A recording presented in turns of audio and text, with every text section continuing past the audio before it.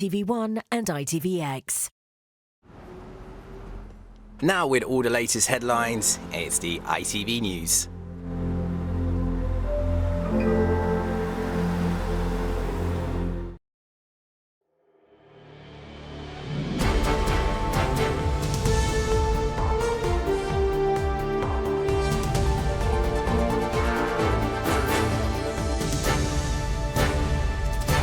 This is ITV News with Romilly Weeks. Good evening. Pope Francis has praised his predecessor Benedict XVI as noble and gentle after the former pontiff's death this morning at the age of 95. Pope Benedict became the first to resign in nearly 600 years when he stepped down as the head of the Catholic Church in 2013, citing old age and poor health.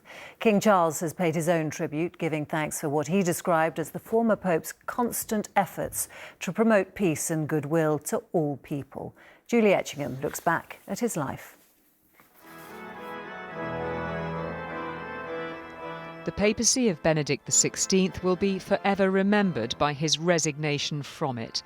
The first pope in 600 years to step down, this quiet, studious man shocked the world when in 2013 he said the role had become too much for him to bear.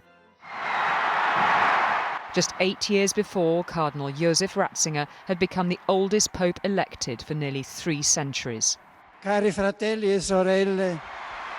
He had almost as a motto, faith in God is not a problem to be solved, but it's a richness to be discovered again. Born into a Bavarian family, the son of a policeman, the young Joseph was conscripted into the Hitler Youth, but later deserted. He was appointed Archbishop of Munich in 1977. As Cardinal Ratzinger, Benedict became right-hand man to his predecessor, Pope John Paul II, as anger was beginning to grow over the abuse scandal. Nicknamed God's Rottweiler by some, there were claims he did not take the issue seriously enough. But as Pope, Benedict did confront the issue and accepted the Church's guilt. On his visit to Britain in 2010, he met victims of abuse in private and offered a full public apology. Pax vobis. Above all, I express my deep sorrow to the innocent victims of these unspeakable crimes, along with my hope that the power of Christ's grace, his sacrifice of reconciliation, will bring deep healing and peace. The Pope was a man of great compassion who cared deeply about global conflict. This was ground zero in 2008. God of peace, bring your peace to our violent world, peace in the hearts of all men and women, and peace among the nations of the earth. Turn to your way of love those whose hearts and minds are consumed with hatred.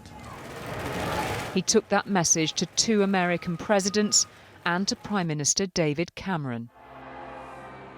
Unlike his predecessor, Benedict was a reluctant pope, a studious, thoughtful man, a pianist who loved Beethoven and cats, and who lived out his final years in tranquility and privacy. We are moved as we recall him as such a noble person, so kind, and we feel such gratitude in our hearts. Gratitude to God for having given him to the Church and to the world. His critics say he failed to adapt the Church to the 21st century. But his beliefs that its strength lay in traditional values and absolute truths struck a deep chord with those who flocked in their thousands to see him. The former Pope, Benedict XVI, who's died at the age of 95. Olympic gold medalist Denise Lewis has told ITV News of her shock when she learnt she was being made a dame in King Charles's first New Year's Honours List. She's among more than 1,000 recipients, including Queen's Brian May and 4 of England's Euros-winning football squad, as John Ray reports. England women's team just as exciting and as fun to support as the men's team. We made little girls buying football boots just as normal as little boys. Says grinning like a Cheshire cat. And yeah, I'm just tingly. I can only describe those physiological things that happen when you get news that you just weren't expecting. In the King's first honours list, rock royalty is recognised. Brian May moves from Queen to Knight after checking an unexpected email. I thought, OK, don't get your hopes up now, Brian. Anyway, I clicked on it and there it was. And it said, we would like to honour you with a Knight Bachelor. Honour you as a Knight Bachelor. And I thought, wow. And some honour is salvaged from the tragedy of Ukraine, with an award to a British nanny who raised funds for children fleeing the war. Watching families walking hand in hand with literally what they could carry in their hands is just heartbreaking. So just wanting to help really, rather than sitting at home doing nothing. In all, a reminder that in tough times there are reasons to feel pride. John Ray, ITV News. We're just under 6 hours away from seeing in the new year, but for many around the world, 2023 has already started with a few big bangs.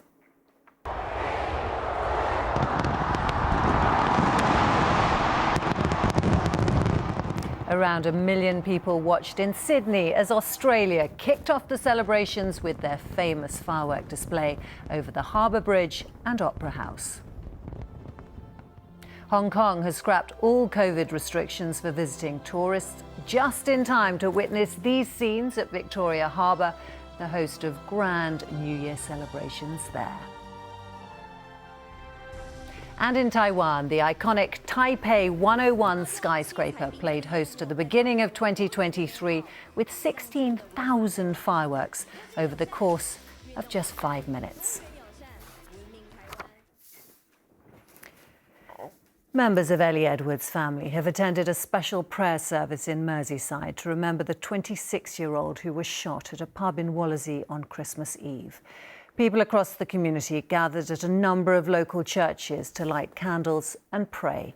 Merseyside police have arrested a third person in connection with Ellie's shooting. The 31-year-old man from Tranmere has since been released on bail. Finally, in the Premier League, title challengers Manchester City unexpectedly dropped points today. They were held to a 1-1 draw at home by Everton. And that's it. I'm back with the late news ahead of the midnight celebrations. Until then, goodbye.